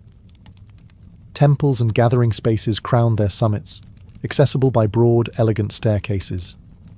Fires once burned atop these platforms, and rituals were held beneath the endless Peruvian sky. At the foot of the pyramids, vast plazas opened up, sunken and circular, inviting thousands to gather for religious ceremonies, political meetings, and communal celebrations. The very design of Corral's cityscape suggested a society that prized community and order, a people deeply connected to one another and to the cosmos. Around the pyramids, smaller residential complexes fanned out, likely home to priests, administrators, artisans, and farmers. The pyramids themselves seem to have been strategically placed, aligned with celestial events, sunrises, solstices, the cycles of the stars. To the people of Corral, architecture wasn't just practical, it was spiritual, mathematical, cosmic. Walking among the weathered stones today, it's almost impossible not to feel a strange sense of awe. These structures were raised without metal tools, without the wheel, without beasts of burden. Yet they rose with symmetry, scale, and staggering precision. The great pyramids of Corral were not built for vanity, nor for war. They were built to connect earth and sky, community and cosmos, humanity and eternity. And they still whisper across the sands, telling a story that refuses to be forgotten. Among the ruins of Corral, there is something profoundly different, something that sets it apart from so many ancient civilizations. No weapons have been found buried beneath its sands. No defensive walls circle its plazas. No mass graves hint at bloody conquest or internal strife. Unlike the kingdoms that rose and fell through war, Corral was a society built on peace. It's a revelation that defies expectations. Here was a civilization that flourished not through violence, but through cooperation, trade, and shared belief. The people of Corral seem to have invested their energy not in armies or fortresses, but in architecture, astronomy, music, and communal life. Their plazas and pyramids weren't monuments to victory over enemies. They were centers of celebration, worship, and governance. This was a civilization that chose to gather rather than conquer, to negotiate rather than destroy. Trade was the lifeblood of Carroll's success. Cotton, grown along the fertile riverbanks, was spun into fishing nets that were traded with coastal communities.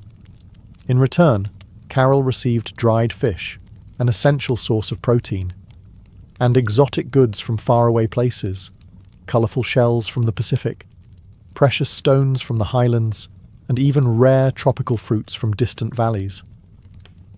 This wide network of trade stitched the region together, binding far-flung communities into a peaceful web of mutual benefit. And in the centre of it all, Corral thrived as a cultural and economic hub. Religious and ceremonial life played a vital role in maintaining social harmony. The city's grand public spaces and sunken plazas likely served as stages for rituals that united the people under shared spiritual beliefs. Music filled these gatherings, flutes carved from condor bones, drums made from deer hides, creating soundscapes that echoed across the desert, tying individual lives to something greater. Leadership, too, appeared to rely less on military strength and more on spiritual authority and civic organization. The city's leaders must have coordinated massive construction projects, seasonal agricultural cycles, and complex trade agreements, all without leaving behind the brutal scars of war. In an ancient world so often defined by conflict, Corral stands as a shining exception, a reminder that civilization does not have to rise on the broken backs of the conquered. It can instead be built by the quiet power of collaboration, creativity, and trust. At Corral, the stones still seem to hum with echoes of a world long gone. It was not just a city of buildings and trade. It was a city alive with sound, ceremony, and spiritual rhythm. Music and ritual were woven into the very heartbeat of Corral's civilization. Archaeologists, digging carefully through the dry sands, uncovered a treasure trove of ancient instruments, flutes crafted from the bones of condors and pelicans, whistles fashioned from deer antlers, small drums stretched with animal hides. These artifacts were not simple toys.